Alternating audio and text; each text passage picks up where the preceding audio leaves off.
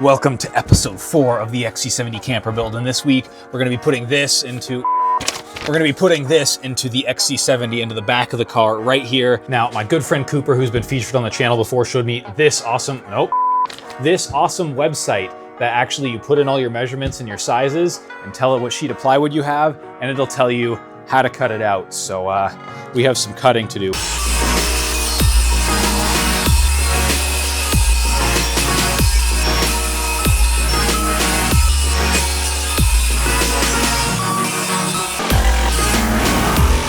We are going to start from the outside in, and by that I just mean we're going to start with the drawer here. And so I've got all the components here, and if I just stick on these last two pieces, you should be able to see what I'm kind of going for here. So to assemble this, we are just going to be putting screws in like that, but also we're going to be using some metal brackets, some 90-degree brackets, to make sure this thing doesn't come apart because, well, you've seen how I drive.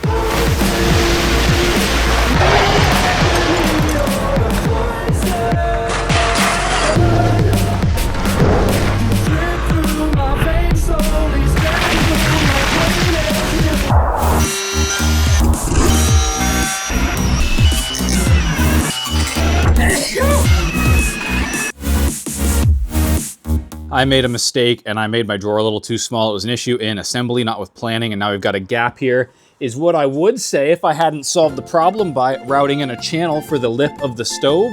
So now the stove fits right in there and our drawer fits flush. If you aren't capable, at least be, I don't know if that's a saying. My woodworking skills aren't good, but my problem solving skills are? I don't know. While I was at it, I also made a hole for the side burner controls. Now you're probably thinking about how smart I am for solving my problem here right now, but if you're as smart as I am, you also are thinking that now I can't get my stove out of the drawer without disassembling the drawer. Now that's a feature, not a bug, because I drive. You've seen how I drive. The stove's not going anywhere. That's perfect. As for other camping trips, I might have to buy a new stove.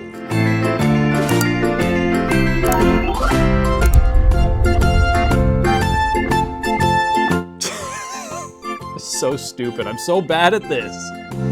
What are you doing watching this? Well, before we seal this thing in here forever, I need to drill some holes for airflow so it actually burns.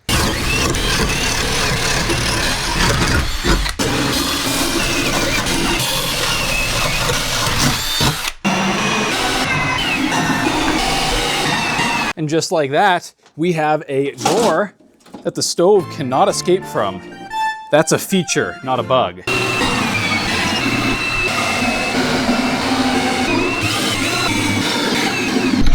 Now you notice that there's this little fascia panel here that looks decorative, but actually it's functional. It is for the drawer slides. But yeah, I guess that's all I got for today. Now we need to move on to the tabletop that's going to be going over top of this.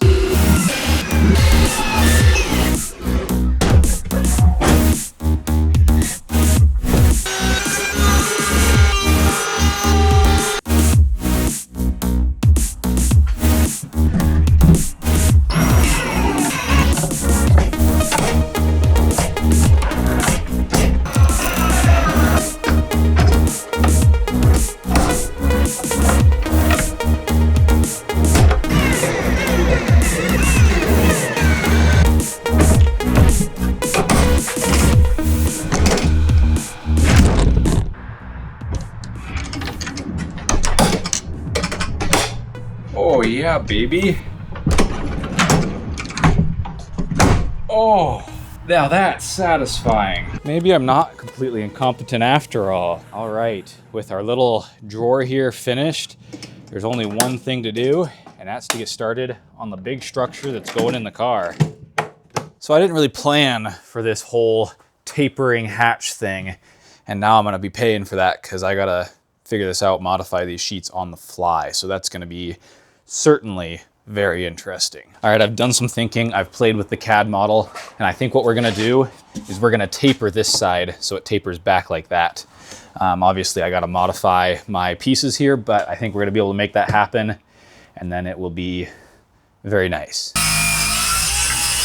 All right, moment of truth. Will the hatch shut? No. Oh! No problem. Now this shelving is gonna go right here, and obviously this piece fits just fine. However, if I try to slide it over to where the other side's gonna be, which is about right there, it doesn't fit. So we're gonna need to use some cardboard aided design to get this to stand up straight.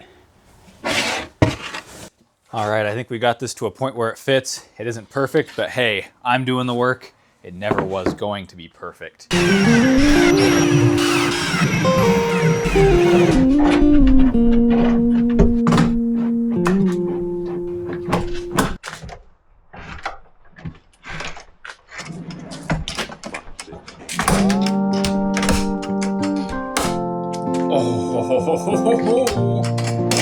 right, let me put this away before it falls apart. All right, now we just have the small feat of mounting the shelves on here.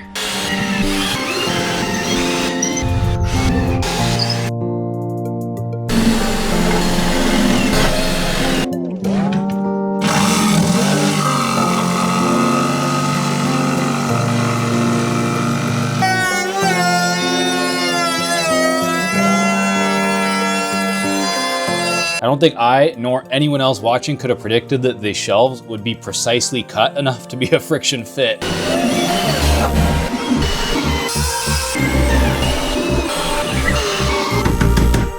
Nice.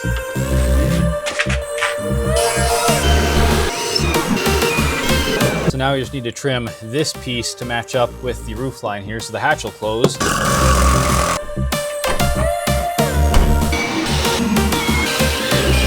So this is great. The drawers, they come out. It's an awesome workspace as well as cooktop, obviously. But due to all the leverage, this thing definitely needs to be attached to the floor or else it is going to go everywhere. Additionally, I didn't have a support here. We're gonna have to add one because it's sagging quite a bit. But other than that, we are getting really, really close. All right, we got some extra bracing there, so this part shouldn't sag, but we still have the not so small task of somehow getting this thing to not fall out of the dang car. All right, one dinner and one trip to the hardware store later, I've got some brackets. I think these are gonna let us adhere this thing to the base plywood here very securely. Let's get these measured out and fitted. So because this flap still needs to be able to flip up, we're only gonna be able to put one in this side, but we can just barely fit one right in the back corner there. And then the other two are just gonna go right here on this side, one up front and one further in the back.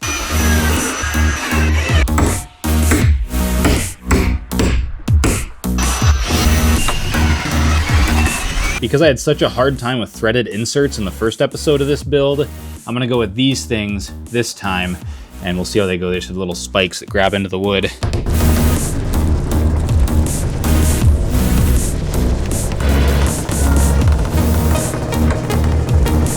I love when my woodworking project starts to emulate being under a car.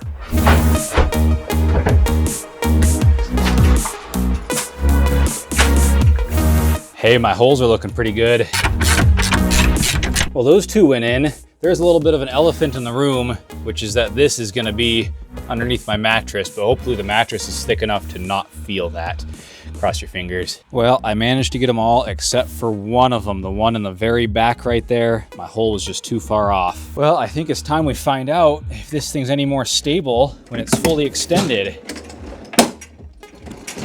Oh God.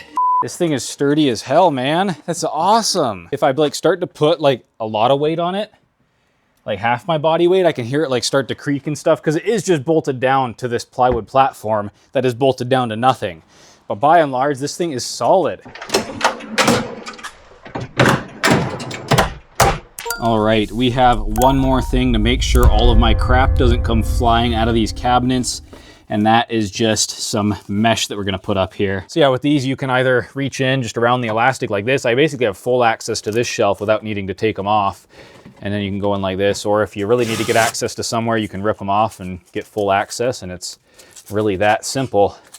And they're, of course, very easy to reattach. I'm kind of impressed with these things, to be honest. I didn't have high expectations. Well, with the thing built now, I did want to sit down here and talk about some of the design considerations and try and answer any questions that you might have. But first, the next day I actually did a couple of other things that I thought of to do to help with more storage and more space in the camper. It's been driving me kind of nuts trying to figure out what to do with this weirdly shaped triangular space back here, but I think I finally got it. We're going to put a little triangular piece of plywood here with these spring hinges, so it's spring loaded to press up against here, and then I can just pop it open, and we're actually gonna use it as garbage because I can't figure out anything else to put back there. And then what's really convenient about this is that I can just flip the seat forwards to empty it really easily. How did I make it so much too small? I measured. All right, I guess we gotta make it again, but a couple inches bigger at every dimension.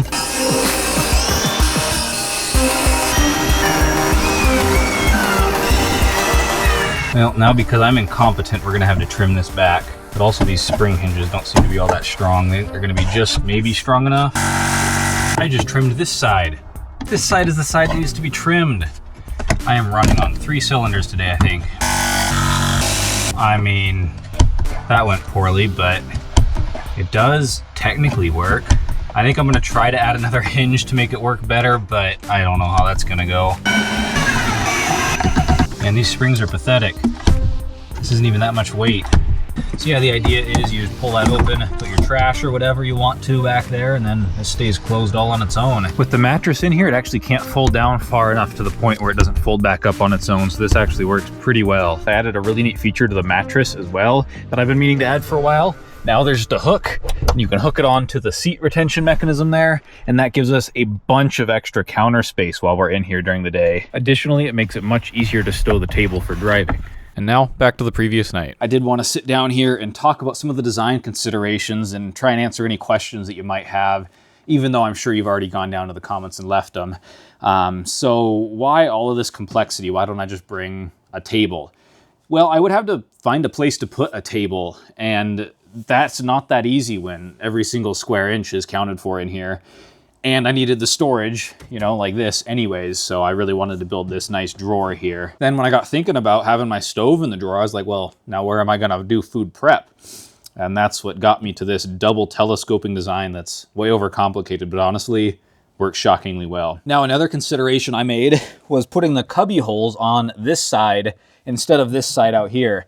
And that's because I want to be able to access just about everything in this camper from the inside of the car in case it's really bad weather and I don't want to go outside. And so I might also add holes on this side as well if it becomes annoying to grab stuff from in here. But honestly, standing here, I can, you know, pretty much just lean in and, you know, grab what I want. So I don't think that's gonna be an issue, but you know, we'll have to see. Now, as you saw earlier, I did leave a little bit of space over here. Another modification we might make is adding some shelving over here in this little dead zone. And this would be a great kind of closet because clothes can be, you know, compressed and squished out in here, and I can pretty much reach all the way up to the fridge. So I'm hoping to use this space as like clothing. Also, something I forgot to mention earlier is that there's actually some space behind the stove here for storage. I'm thinking I might keep like salt and pepper back here, that sort of thing. And so, I mean, I'm not gonna keep a hammer back there, but I could if I wanted to. So yeah, there is a little bit of storage in the drawer, and I did really want that for stuff, you know, like salt and pepper. Well, I think that's all the questions I had to answer that I had in my head. If you've got any more, leave them in the comments and I'll answer them down below. As I enjoy this beer here, I'd implore you to also subscribe and like this video if you liked it. I'm sorry that this was all that was in it, but this was just such an undertaking. It took me probably 16 to 20 hours in total, that a lot of it for you was just time lapses. But I am so incredibly happy with this. This camper is nearing completion now. It isn't quite complete. I really wanted this build to be done in 3 episodes. It's gonna be, I think, 5. That said, we're gonna be taking this thing out camping in next week's video. Maybe for a longer term, I haven't decided yet, but we're gonna be trying it out, and I think it's gonna be a lot of fun with all this new storage here. So subscribe for that. I guess that's all I got. I am so happy with this thing. It is just so absolutely cool. Let me put this away, and I will see you next week.